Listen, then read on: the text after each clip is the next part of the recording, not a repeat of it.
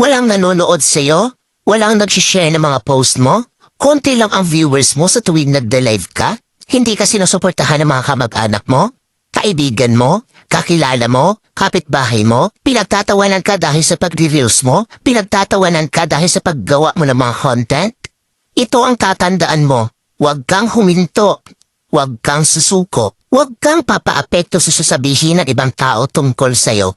Ipakita mo sa kanila na may mararating ka. Dahil isang araw, kapag marami ka ng followers, kapag marami na ang sumusuporta sa'yo, kapag marami na ang nanonood sa'yo, kapag marami ka ng viewers, kapag marami na ang nagmamahal sa'yo at sumusuporta sa'yo, kapag marami ka ng payout, kapag sinasahod mo na ang sinasahod ng mga sikat na content creator, kapag mayaman ka na, kapag marami ka ng pera, ay manunood na yan sila sa'yo. Sila na ang kusang lalapit